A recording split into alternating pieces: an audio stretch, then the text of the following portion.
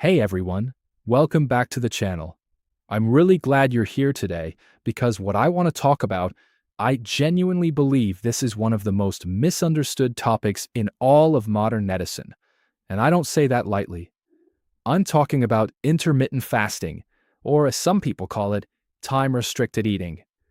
Now look, if you've been following health content online for any amount of time, you've probably seen both extremes. On one side, you've got people treating fasting like it's this sacred, cure-all ritual that will fix everything wrong with your body. On the other side, you've got people absolutely terrified of it. They've read a headline somewhere that says fasting will destroy your heart, eat your muscle, and crash your metabolism. And honestly, both camps are getting it wrong. What I want to do today is sit down with you, kind of like we're having a real conversation in a clinic, and actually walk through the science.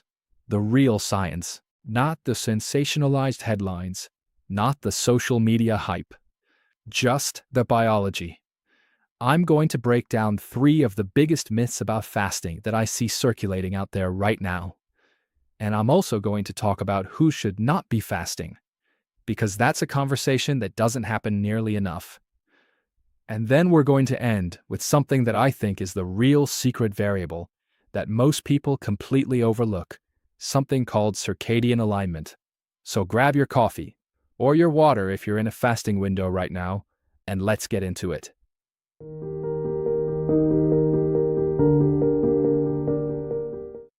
Before we get into the myths, I want to give you a little bit of context, because I think it'll help everything else make sense.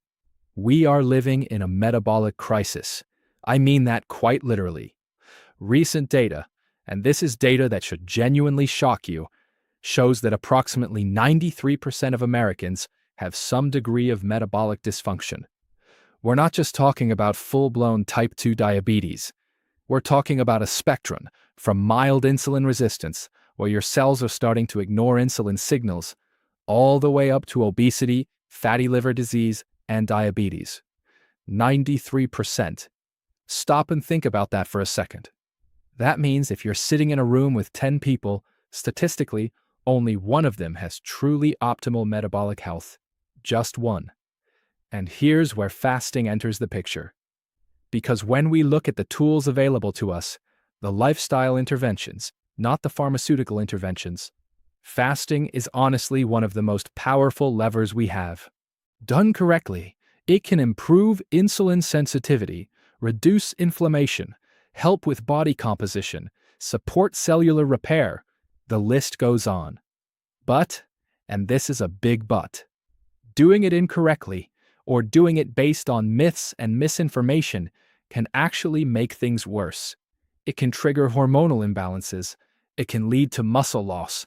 It can leave you feeling absolutely terrible, which then causes you to quit, which gets you nowhere. So my whole goal today is to help you use this tool correctly, to understand the biology well enough that you can make smart decisions for your own body. Let's start with the first myth, and this one is probably the most common fear I hear from patients.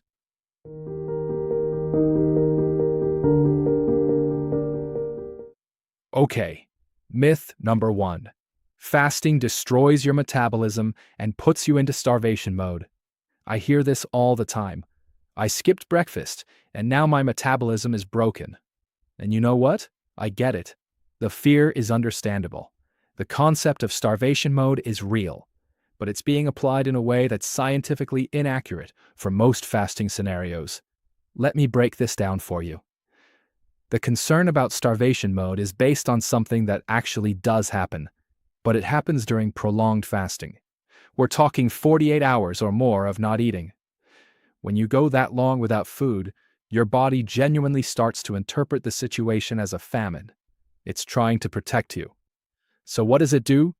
It starts to downregulate a hormone called T3. That's the active form of thyroid hormone. Now, T3 is essentially the master controller of your resting metabolic rate. It's the thing that determines how fast your engine is running when you're just sitting on the couch. When T3 drops, your metabolism slows down. Your body is conserving energy because it genuinely doesn't know when the next meal is coming. And yes, If you're doing multi-day fasts regularly, this is a real concern. That's not starvation mode as a myth. That's starvation mode as actual physiology. But here's the thing. That is not what's happening during a typical 12 to 16-hour fast. That's not what's happening with most intermittent fasting protocols. When you fast for 12 to 16 hours, which is genuinely achievable just by finishing dinner at a reasonable hour and skipping the late-night snack, your body doesn't slow down. In fact, it does something really interesting, something called hormesis. Hormesis is a concept from pharmacology and biology that essentially means a little bit of stress is beneficial. Think of it like exercise. When you go to the gym and lift weights, you're creating stress on your muscle tissue. That stress causes your muscles to break down slightly. And then, because your body is smart, it rebuilds them stronger than before. The stress itself is the signal that triggers the adaptation. Short-term fasting works on the same principle. When you go 12 to 16 hours without food, your body doesn't panic. Instead, it responds by releasing norepinephrine, sometimes called noradrenaline. And norepinephrine is a powerful fat-mobilizing hormone. It basically sends a signal to your fat cells saying, "Hey, we need energy, and we're not getting it from food right now, so open up and release what you've got stored." So your metabolism isn't slowing down. It's actually sharpening. It's becoming more efficient at accessing stored fuel. And that's just one part of what's happening hormonally. Short-term fasting also has a really profound effect on two other hormones that I think about a lot in my practice: leptin and ghrelin. Leptin is your fullness hormone. It's made by your fat cells, and it signals to your brain, "We have enough energy, you can stop eating." Ghrelin is the opposing force. It's your hunger hormone. It rises before meals and tells you to eat. In someone with metabolic dysfunction, particularly someone who is overweight or dealing with insulin resistance, this signaling system gets disrupted. Leptin resistance develops, meaning the brain stops responding properly to the signal. The person has plenty of energy stored in their fat cells, but their brain thinks they're starving, so they're constantly hungry. Short-term fasting helps reset this system. It improves leptin sensitivity. Your body starts listening to those signals again. And what that means practically is that you start to feel genuinely satisfied after meals. You're not constantly fighting cravings. You're not thinking about food every 45 minutes. The hormonal conversation between your body and your brain starts working the way it's supposed to. So to summarize myth number 1, fasting does not inherently kill your metabolism. Long-term extended fasting can suppress thyroid function, and that's real. But short-term fasting of 12 to 16 hours acts as hormetic stress, boosts norepinephrine, mobilizes stored fat, and resets your hunger and fullness hormones. It makes your metabolism work better, not worse. Let that sink in for a second, because I think it reframes things in a really meaningful way.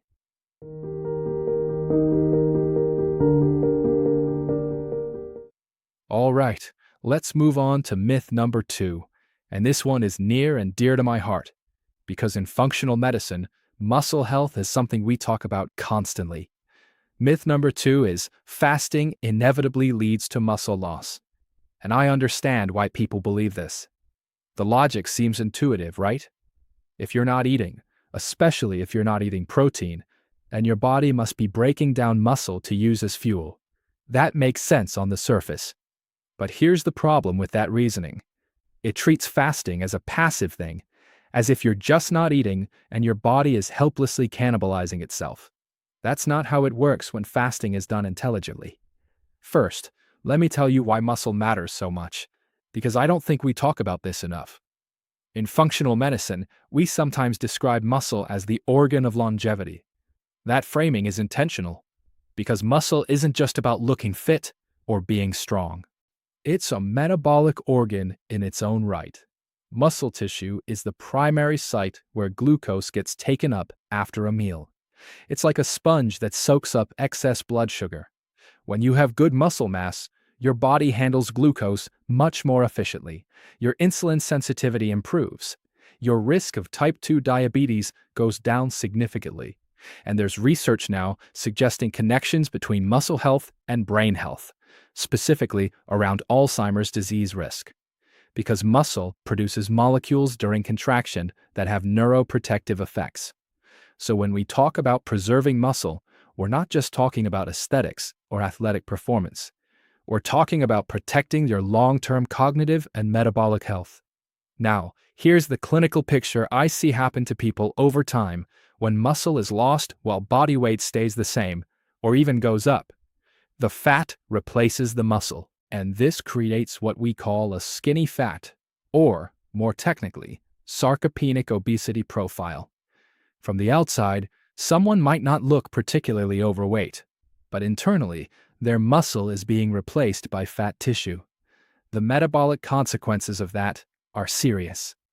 Think about the difference between the quality of a filet mignon when you're young, lean, dense, functional muscle, versus a piece of heavily marbled meat. That marbling, that fat infiltration into the muscle tissue, is essentially what we're trying to prevent in the human body. It's a fast track to frailty, insulin resistance, and metabolic disease. So, how do we preserve muscle while fasting? Because fasting doesn't have to cause muscle loss, but you have to be active about prevention. There are two main pillars here. Pillar 1, resistance training. You need to give your muscles a reason to survive. When you're in a fasted or calorie-restricted state, your body is constantly making decisions about what to keep and what to break down. Resistance training, whether that's lifting weights, doing bodyweight exercises, resistance bands, sends a clear signal. These muscles are being used, they're necessary, keep them. Without that signal, your body is much more likely to sacrifice muscle tissue for energy. Pillar 2, protein targets. This is non-negotiable. I recommend aiming for 0.7 to 1 gram of protein per pound of ideal body weight per day. For a lot of people, that's going to be somewhere between 100 and 160 grams of protein daily. That might sound like a lot, but it's very achievable when you're strategic about it. And here's the part where I want to talk about something called the break fast meal. And I'm going to use that term intentionally, break the fast, because I think this is the single most underappreciated moment in a fasting routine. What you eat when you break your fast matters enormously. And I see so many people doing this wrong. Think about what the standard American breakfast looks like. Bagels, cereal, muffins, toast with jam, orange juice. All of these are primarily carbohydrates, and not particularly high-quality ones. In the context of breaking a fast, this is a metabolic disaster. Here's why. During your overnight fast, even just 8 to 10 hours of not eating while you sleep, your body naturally enters a slight catabolic state. That's a state where some muscle breakdown is occurring, because your body needs amino acids overnight for various repair processes. So by the time you wake up and go to break that fast, your muscles are primed to receive protein. The anabolic machinery, the muscle protein synthesis pathways, are ready to fire. If you break your fast with a bagel, you're missing that window. You're giving your body glucose and not much else. But if you break your fast with 30, 40, 50 grams of high-quality protein, eggs, Greek yogurt, cottage cheese, a protein shake, some form of meat or fish, you're hitting the on switch for muscle building. You're telling your body, rebuild what was broken down and add to it. Evidence from randomized controlled trials actually gives us a fairly specific target here.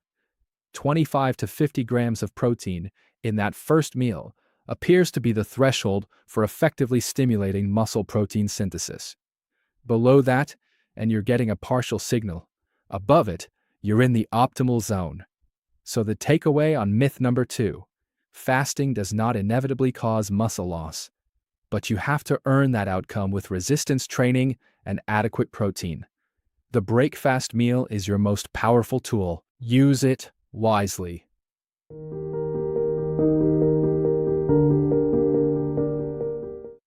Now let's talk about myth number 3. And this one, I'll be honest with you, made me a little frustrated when I saw it spreading around. Myth number 3. Fasting increases your risk of heart disease. You may have seen a headline circulating recently, something along the lines of 8-hour eating window linked to 91% higher risk of cardiovascular death. That is a terrifying headline, and I understand why people saw it and immediately reconsidered their fasting routine. But let's actually look at the science behind that claim, because this is exactly the kind of headline that requires us to slow down and ask some critical questions. The data came from a presentation referencing a study called the NHNA study, National Health and Nutrition Examination Survey, which tracked roughly 20,000 participants over time. And on the surface, yes, it found an association between a shorter eating window and higher cardiovascular mortality. But here's the thing about associations. An association is not the same as causation. Just because two things are correlated does not mean one caused the other.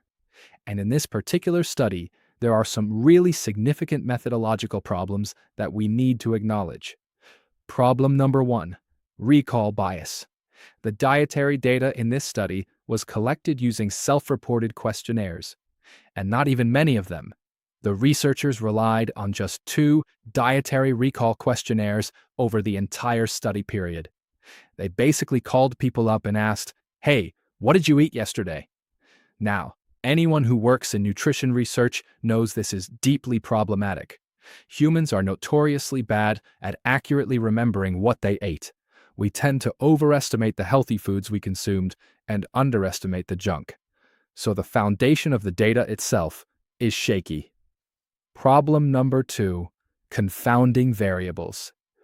This is probably the biggest issue for me clinically. The study didn't account for why people were eating in a shorter window.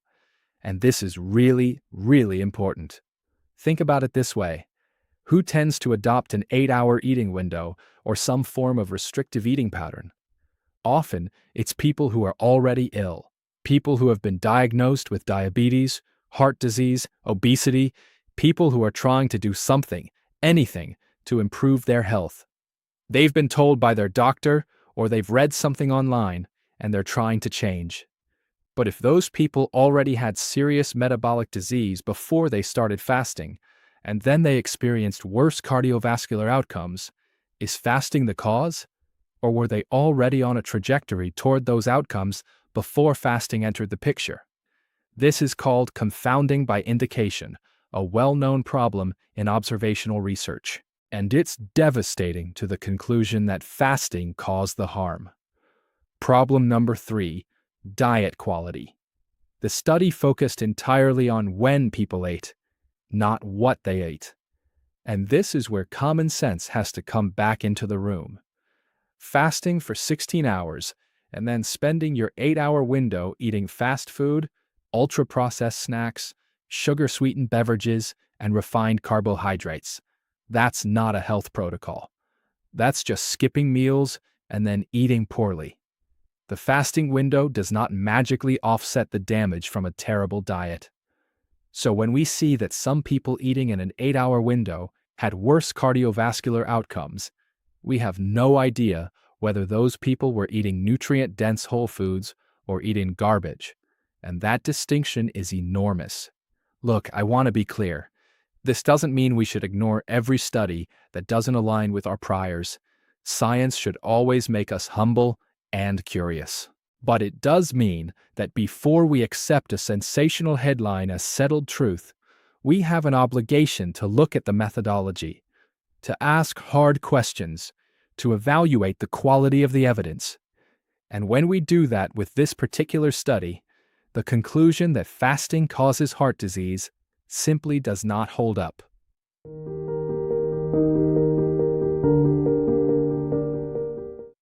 Before I get to what I think is the real secret to optimizing fasting, I want to take a moment to be very clear about something. Fasting is a clinical intervention. That means it's not for everybody. If you fall into any of these categories, I would strongly advise against restrictive fasting windows, at least without direct guidance from a physician who knows your full medical history. If you are pregnant or breastfeeding, do not fast. Your body's caloric and nutritional needs during these times are elevated, and restricting intake can have real consequences for you and your baby. If you are actively trying to conceive, be cautious. Significant calorie restriction can trigger stress hormone responses that interfere with reproductive hormones. This is an area where I see fasting cause unintended harm in women who are trying to get pregnant. If you have type 1 diabetes, fasting requires very careful medical supervision. The risk of hypoglycemia, dangerously low blood sugar, is real and serious. If you are underweight, malnourished, or have a history of disordered eating, fasting is not appropriate. Restrictive eating patterns can exacerbate eating disorders and do genuine psychological and physical harm. And finally, if you are elderly or frail, the calculus changes significantly. The muscle preservation challenge is already harder at older ages, and aggressive fasting can accelerate sarcopenia, which is the age-related loss of muscle mass. Please hear me on this. If you're not sure whether fasting is right for you, the answer is to talk to your doctor, not to just dive in because you saw it work for someone on social media.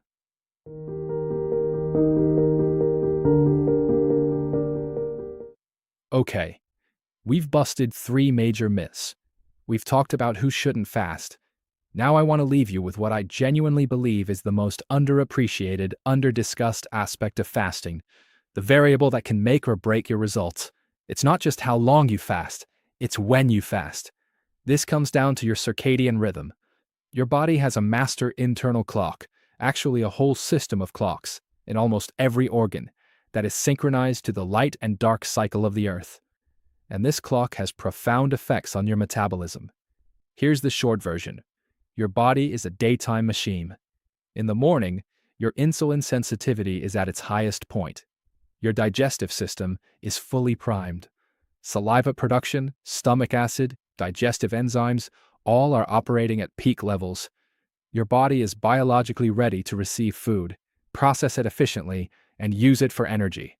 As the sun goes down, all of that changes. Insulin sensitivity declines. Your digestive system starts to wind down. Saliva production drops. Stomach acid decreases. Digestive enzyme output falls. Your body is beginning to shift from food processing mode into cellular repair mode. So when you eat a large meal at 9 or 10 p.m. at night, you're not just eating at an inconvenient time. You're forcing your digestive system to stay active when it wants to rest. You're forcing your pancreas to produce insulin at a time when your cells are less responsive to it. You're diverting metabolic resources toward digestion, when they should be going toward cleaning up cellular debris, repairing DNA, and engaging in a process called autophagy. Autophagy, and this concept won the Nobel Prize in Medicine in 2016, so this is not fringe science, is essentially your body's cellular recycling system.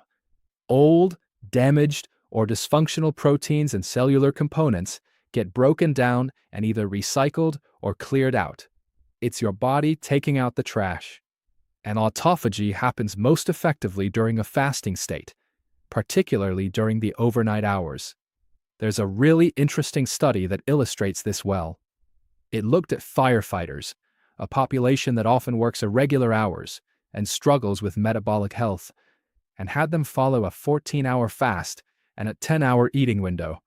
And crucially, they aligned their eating to the earlier part of the day. What the researchers found was that this circadian-aligned eating reduced levels of something called advanced glycation end products.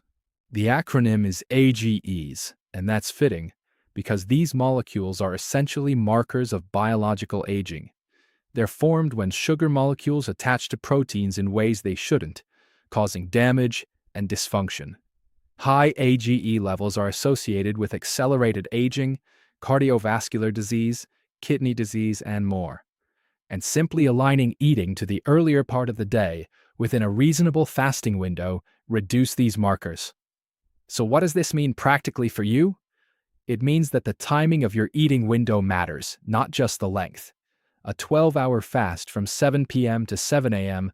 is going to be more metabolically beneficial than a 12-hour fast from midnight to noon, even though the duration is identical. Try to finish your last meal by 7 or 8 p.m. if you can. Let your body have that overnight window to engage in its natural repair processes. You don't have to start with 16 hours. You don't have to do anything dramatic.